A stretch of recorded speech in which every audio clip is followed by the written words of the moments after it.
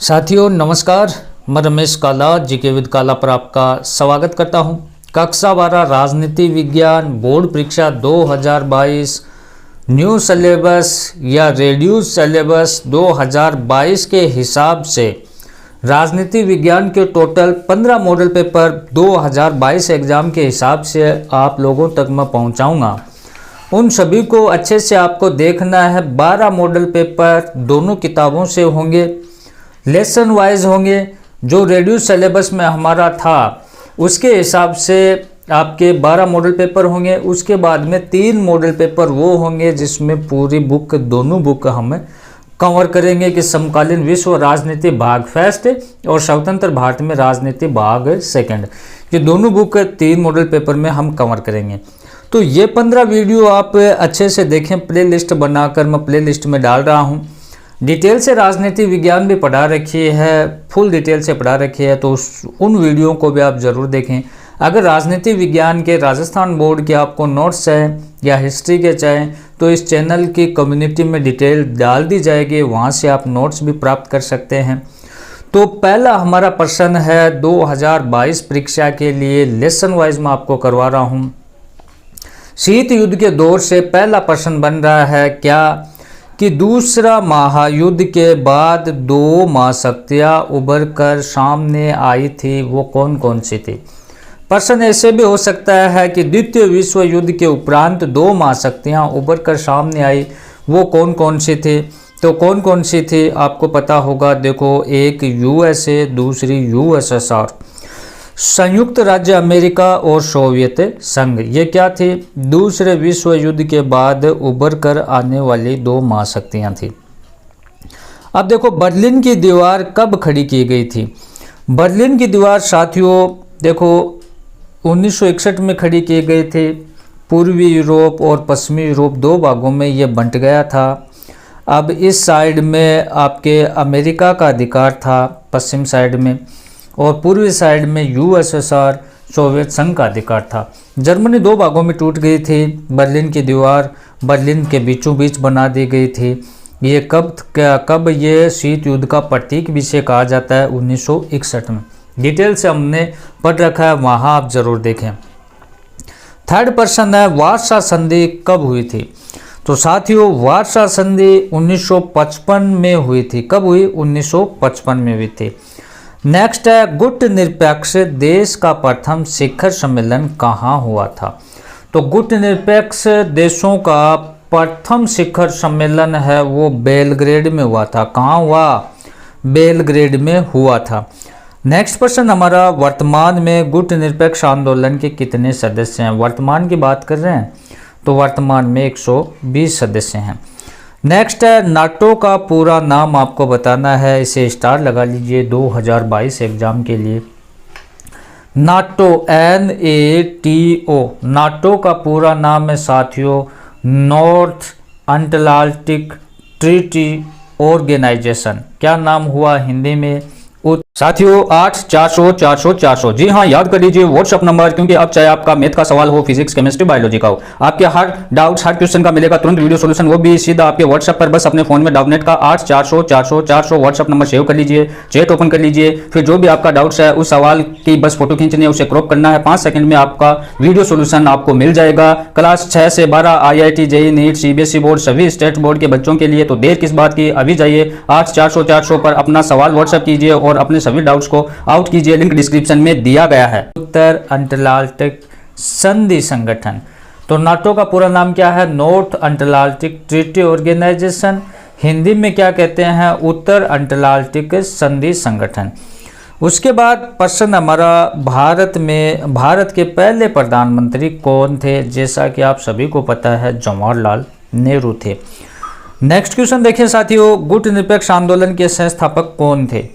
तो गुट निरपेक्ष आंदोलन के संस्थापक वामे एन क्रुमा थे। कौन थे, वाने एन क्रुमा, ये नाम याद रह जाएगा।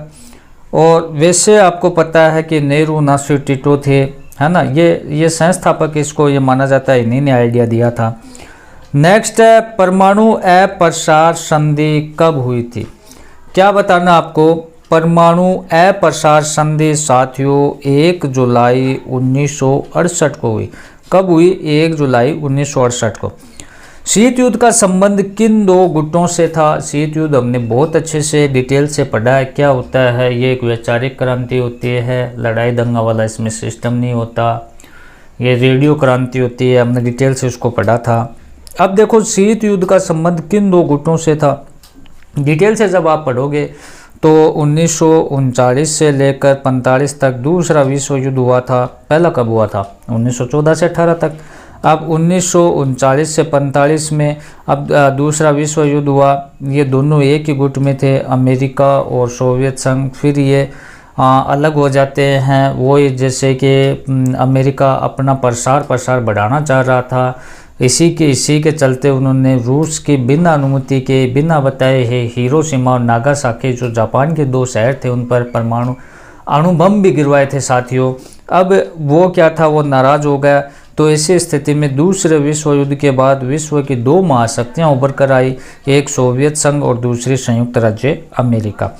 अब देखो नेक्स्ट प्रश्न है, गुट निरपेक्ष आंदोलन के किन्हीं 4 अग्रणी देशों के नाम बताइए।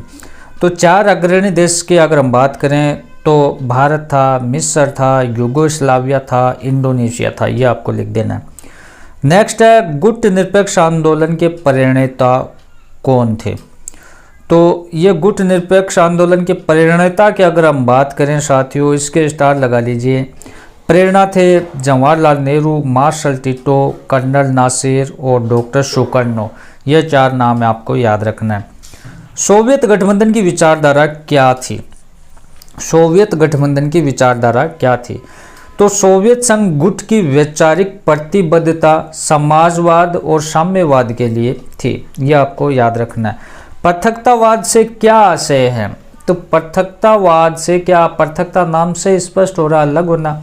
तो पृथकतावाद का अर्थ होता है अपने को अंतर्राष्ट्रीय मामलों से काट कर रखना, मतलब अलग रखना। जो अंतर्राष्ट्रीय मामले हैं उनसे अलग रखना, पृथक रखना, वो क्या है? पृथकतावाद है। नेक्स्ट प्रश्न आप देखें साथियों, अल्प विकसित देश किन्हें कहा जाता है? अल्प विकसित देश किन्हें कहा जाता है, यह आपको बताना है। तो गुट निरपेक्ष आंदोलन में जो शामिल देश थे, अधिकांश देशों को अल्प विकसित देश कहा जाता है। भारत नाटो तथा सीटो का सदस्य क्यों नहीं बना? आपको क्या बताना है कि भारत नाटो और सीटो का सदस्य क्यों नहीं बना? वो इसलिए नहीं बना साथियों क्योंकि भारत गुट निरपेक्षता की नीति में विश्वास रखता था, ना किसी से दुश्मनी, ना किसी से मित्रता। वो एक तटस्थता की नीति अपनाता था, वो गुट निरपेक्ष में विश्वास रखता था। नेक्स्ट प्रश्न हमारा कि शीत युद्ध किनके बीच किस रूप में जारी रहा? शीत युद्ध किनके बीच किस रूप में जारी रहा? तो जैसा कि हमने जिक्र किया, सोवियत संघ और अमेरिका के बीच ये युद्ध रहा और ये साथी देशों के बीच प्रतिद्वंद्विता, तनाव, संघर्ष की एक श्रृंखला के रूप में ये जारी रहा। शीत युद्ध किस रूप में? देखो ये एक दूसरे में हथियारों की होड़ बढ़ गई, प्रतिद्वंद्विता बढ़ गई, प्रतिस्पर्धा बढ़ गई, संघर्ष बढ़ गया। और किस किस के बीच में हुआ? सोवियत संघ और अमेरिका के बीच। नेक्स्ट है, अमेरिका ने जापान के किन 2 शहरों पर परमाणु बम गिराया था? तो किन शहरों पर गिराया था? हिरोशिमा और नागासाकी पर। उसके बाद प्रश्न हमारा कि द्वितीय विश्व युद्ध कब और किसके बीच कब तक चला था? देखो 1939 से लेकर 45 तक दूसरा विश्व युद्ध चला था और उसके बाद ही ये इन 2 महाशक्तियों का उदय होता है। नेक्स्ट प्रश्न है, भारत ने सोवियत संघ के साथ आपसी मित्रता की संधि पर हस्ताक्षर कब किया? कब किया? 1971 में किया। कब किया? 1971 में किया। अब कुछ बड़े क्वेश्चन है, उनको आप देखें कि बेलग्रेड शिखर सम्मेलन पर संक्षिप्त आपको टिप्पणी लिखनी है। शीत युद्ध के उदय के प्रमुख कारणों की विवेचना करनी है। गुट निरपेक्ष आंदोलन के संस्थापक नेता कौन थे? गुट निरपेक्ष आंदोलन में भारत की भूमिका बताइए। भारत की गुट निरपेक्षता की नीति का आलोचनात्मक विवेचन कीजिए। शीत युद्ध के काल में दोनों महाशक्तियां द्वारा निशस्त्रीकरण की दिशा में किए गए प्रयासों का उल्लेख कीजिए। ये बड़े प्रश्न हैं, इनको जो मैंने डिटेल से पढ़ा रखा है उस प्ले लिस्ट में आपको जाकर देखें, वहाँ से इनके उत्तर आप निकाल सकते हैं। नोट्स चाहें तो चैनल की कम्युनिटी में डिटेल दे दूंगा मैं, वहाँ से आप नोट्स भी प्राप्त कर सकते हैं। सभी वीडियो प्ले लिस्ट में जाकर आप जरूर देखें। धन्यवाद साथियों, बाय।